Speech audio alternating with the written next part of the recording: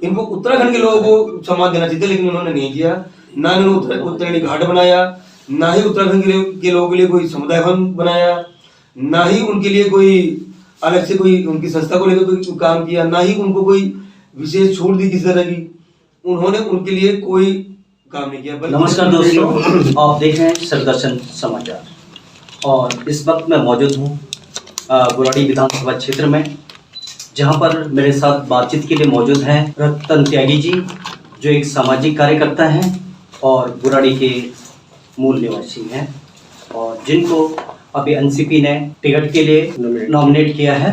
तो मैं सर्वप्रथम उनको हार्दिक बधाई और शुभकामनाएं देना चाहता हूँ। सर, आपको बहुत बहुत शुभकामनाएं। धन्यवाद और आपके सभी दर्शकों को नमस्कार और आपको भी धन्यवाद कि आप बुराड़ी विधानसभा के बारे में बात करने के लिए आए हैं। आपका बहुत बहुत स्वागत है।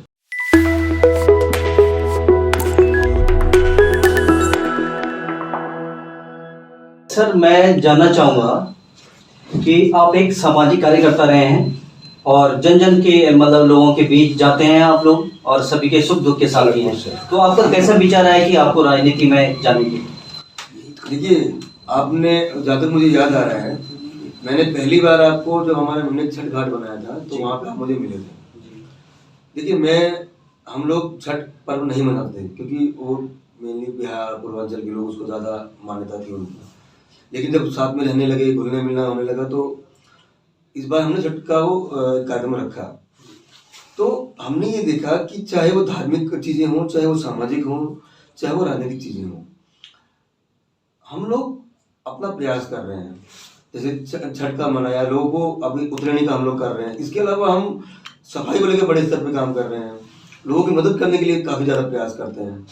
तो हमने ये पाया कि हम लोग तो नीचे सफाइयाँ कर रहे हैं, नालियाँ साफ कर रहे हैं, लोगों की मदद कर रहे हैं, तो और ऊपर से क्या हो रहा है कि पैराशूट से एंट्री कर रहे हैं लोग। मतलब हमारे क्षेत्र के ना भी हो, पार्टी से टिकट लेके आ गया, पार्टी की हवा चल गई, आप विधायक बन गए। तो ऊपर से तो चोर आगे बैठ जा रहे हैं, नीचे से हम लगे हुए हैं, सफाई कर लें जी, ये कर लें जी, वो कर लें जी, वो मदद कर दें जी। हमें कोई दिक्कत नहीं है, लेकिन ऊपर कैसे सुनिश्चित हो कि ऊपर भी अच्छे लोग आए। जिस तरह हम नीचे काम कर रहे हैं ऐसे ऊपर भी काम करें। तो हमने तय किया कि भाई नीचे सफाई करते रहने से कुछ नहीं होगा, कहीं ना कहीं हमें ऊपर भी सुनिश्चित करना पड़ेगा कि ऊपर भी लोग हमारे जैसे आए। तो या तो कोई अच्छे व्यक्ति आए, हम उनको सपोर्ट करें, या फिर हम प्रयास करते हैं कि अगर जो हमने इतना काम किया है, हम भी परीक्षा लेते हैं कि भाई जनता इस बारे में क्या विचार करती है कि भाई जो लोग इतना काम करते हैं उनके बारे में जनता की क्या प्रतिक्रिया है। तो हम भी उस बात को लेके काफी सोच रहे हैं कि भाई उसका क्या परिणाम होगा। क्योंकि हमारा विचार ये है कि देखिए, अगर हमारे जैसे लोग सफल होते हैं तो राजनीति में, सामाजिक जीवन में बहुत सारे लोग ऐसे आएंगे जो आपकी मदद करने के लिए आएंगे। सफाइयाँ कर रहा है कोई, कुछ कर रहा है कोई, कुछ कर रहा है, क्योंकि उनको ही लगेगा कि रतन त्यागी जी की तरह सब मेहनत करनी पड़ेगी, लोगों के बीच में जाना पड़ेगा, तब हम सफल होंगे। और अगर हम सफल नहीं होते हैं तो भी उसका एक मैसेज आएगा कि रतन त्यागी ने इतना कुछ किया तब भी क्या हुआ। तो हम दोनों रूप में समाज के ही काम आएंगे। अगर हम सफल हुए तो हमारे जैसे 100 रतन त्यागी और पैदा होंगे जो समाज के लिए करने के लिए आएंगे, आपके मोहल्ले में, गली में, अपनी विधानसभा के लिए काम करने के लिए आएंगे। उनको लगेगा कि काम करना ही पड़ेगा, नहीं तो लोग नहीं पूछेंगे। और अगर सफल नहीं हुए तो फिर जो अगली पीढ़ी है वो कहेगी नहीं, ये रास्ता सही नहीं। हम लोग सीधा पार्टी के पास जाते हैं या सीधा टिकट खरीद के लाते हैं और सीधा टिकट पे बात करते हैं, पब्लिक के लिए काम करने का कोई फायदा नहीं। तो हम दोनों रूप में ही समाज के काम आ रहे हैं। तो यही था कि भाई हम इस जो थ्योरी थी हमारी जनता के लिए काम करने की, समाज के लिए काम करने की, उसकी परीक्षा की घड़ी है।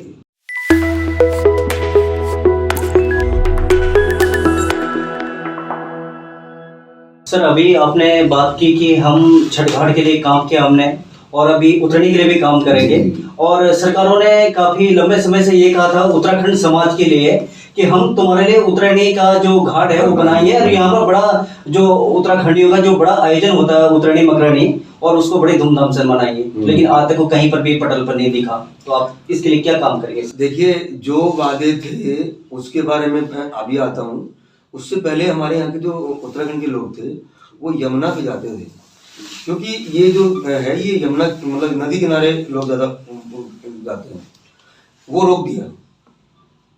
नदी के किनारे जाना, छठ घाट के जो बढ़ती छठ की जो बढ़ती है उनको रोक दिया, जो उत्तरायणी मनाने जाते थे उनको रोक दिया। तो जो प्राकृतिक रूप से उसको करते थे उनको रोक दिया। दूसरा, उनके जो घाट बनाने की बात हुई उसको नहीं बनाया। उत्तराखंड से अगर मैं ये कहूँ कि विधायक संजीव झा ने बुराड़ी विधानसभा में अगर सबसे ज्यादा सौतेला बर्ताव किया तो वो उत्तराखंड के लोगों से किया। हालांकि उन्होंने छोड़ा किसी को नहीं है, वो मैथिल समाज से आते हैं और मैथिल समाज के बारे में उन्होंने अभी इतना एक अपमानजनक प्रतिक्रिया दी कि जो मैथिल लोग हैं वो उससे इतना ज्यादा खफा हैं कि भाई हमारा मतलब जो कल तक अपने परिवार का मानते थे कि भाई हम भी मैथिल तुम भी मैथिल, हमारा भाई है। अभी क्या था कि हमारे यहाँ विद्यापति जी का एक कार्यक्रम था, विद्यापति समारोह। मतलब ये माना जाता है कि जो मैथिल लोग हैं वो छठी मैया के बाद अगर किसी को सबसे ज्यादा सम्मान देते हैं तो वो विद्यापति जी हैं। विद्यापति जी को इन्होंने एक इंटरव्यू में अपनी एक पॉलिटिकल अचीवमेंट के लिए, एक्चुअली इनके ऊपर एक प्रेशर था कि भाई ये बीजेपी में जाना चाहते हैं और अमित शाह की फोटो लगी थी, तो उसकी सफाई देने के चक्कर में इन्होंने ये बोला कि विद्यापति का, हाँ एक विद्यापति का एक समारोह है, कोई मैथिल भी कर रहा है। इतने हल्के लहजे में उसको बोला कि जो मैथिल लोग हैं इतने नाराज हैं इनसे कि वो माफ करने वाले नहीं। एक आस्था पे चोट है, आस्था पे चोट है उनकी। और रही बात उत्तराखंड के लोगों की, तो उत्तराखंड के लोगों को इन्होंने लड़वाया भिड़वाया और कुछ नहीं दिया। उत्तराखंड का जो हमारा समाज है वो आज भी राजनीतिक प्लेटफॉर्म के लिए, राजनीतिक भागीदारी के लिए तड़प रहा है, तरस रहा है। इनको चाहिए था कि जो लोग यहाँ पर बहुत दिन से उत्तराखंड के लोग रहते हैं इनको उत्तराखंड के लोगों को सम्मान देना चाहिए, लेकिन उन्होंने नहीं किया। ना इन्होंने उत्तरायणी घाट बनाया, ना ही उत्तराखंड के लोगों के लिए कोई समुदाय भवन बनाया, ना ही उनके लिए कोई अलग से कोई उनकी संस्था को लेकर कोई काम किया, ना ही उनको कोई विशेष छूट दी किसी तरह की। उन्होंने उनके लिए कोई काम नहीं किया। बल्कि मैं तो ये कहता हूं कि जो केजरीवाल जी हैं वो आजकल देखने में आ रहा होगा कि समाजवादी पार्टी के जो नेता हैं अखिलेश हैं उनकी गोदी में जाके बैठ गए। मैं याद दिलाना चाहता हूं कि समाजवादी पार्टी वो पार्टी है जिसने उत्तराखंड के भाई बहनों के साथ उनको उनकी सम्मान छीना, उनकी गोलियां चलाई, उनकी इज्जत पे हाथ डाला। ये कहा जाता है कि सहारनपुर में 2 बस महिलाओं से भरी हुई कहाँ गायब हुई आज तक कोई नहीं जानता है, और उसका केस भी जो पता ही नहीं, रफा दफा कर दिया सब कुछ। तो जिस समाजवादी पार्टी के नेताओं ने उस कुकर्म को अंजाम दिया था, आज आम आदमी पार्टी की, केजरीवाल जी की ये हालत हो गई है कि उनको समाजवादी पार्टी के नेताओं का सहारा लेना पड़ रहा है। ये बड़े शर्म की बात है और मैं चाहता हूं कि उत्तराखंड के लोग उनको इस बात का जवाब देंगे, मुंहतोड़ जवाब देंगे।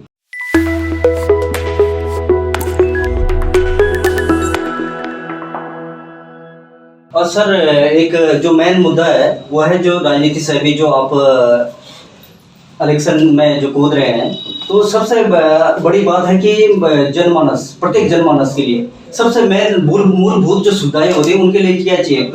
जल चाहिए और यात्रा, मतलब जो यातायात के साधन चाहिए सुगम और स्वच्छ। तो उस पर क्या कहेंगे आप? देखिए, इनकी सारी नीतियां मुंगेरी लाल के हसीन सपने जैसी है। आपने 2-3 चीजें बोली, मैं उनके बारे में बात करना चाहता हूँ। स्वच्छ हवा की बात करें तो बुराड़ी विधानसभा दिल्ली के सबसे ज्यादा प्रदूषित विधानसभाओं में से है।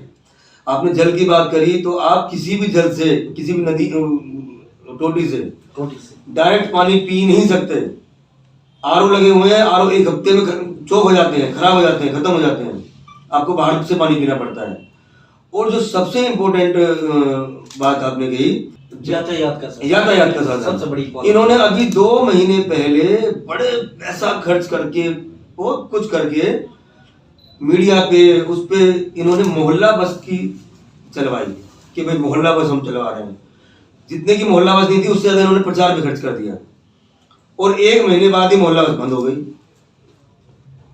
दूसरी बात, जो डीटीसी की बसें बाकी जो पहले से रूट पे चल रही थी उसमें बहुत सारी कमी कर दी, तो यातायात के साधन कम हो गए।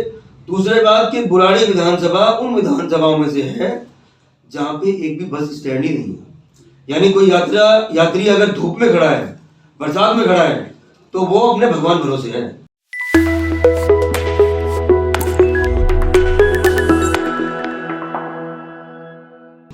सर, जो जाम की समस्या है यहाँ पर बुराड़ी में, जो लगातार लोग परेशान रहते हैं सुबह से शाम तक, उसके बारे में क्या कहेंगे, और आप अगर आप आगे मतलब क्या करना चाहेंगे इसके लिए?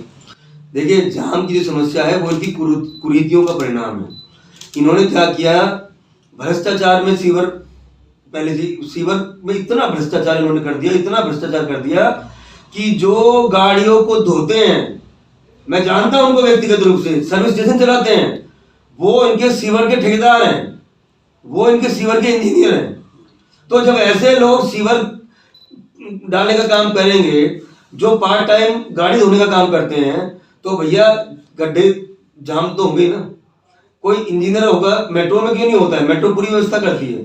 लेकिन अगर आपको पैसा लूटना है तो आपको उन लोगों को लगाना पड़ेगा जो उस लायक नहीं है, क्योंकि जो स्किल्ड लेबर होती है, जो स्किल्ड इंजीनियर्स होते हैं, उनको ज्यादा पैसा खर्च करना पड़ता है और वो उसी तरीके से काम करते हैं। इन्होंने घटिया किस्म के मटेरियल लगाए, मतलब बिल्कुल अनस्किल्ड एम्प्लॉय इन्होंने उसमें डाल दिए, उसमें खड्डे बैठ रहे हैं, उसमें मशीनें नीचे दब जा रही हैं और 3 साल में 1 किलोमीटर का भी स्ट्रेच ये पूरा नहीं कर पाए हैं।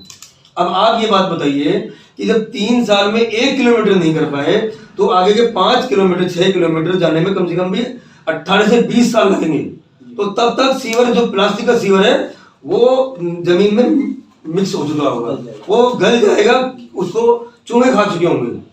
तो ये जो सीवर है, बुराड़ी विधानसभा के 1000 करोड़ रुपए का जो पैसा है, वो विधायक, आधा विधायक खा गया, आधा ठेकेदार खा गया, आधा जमीन में मिल गया।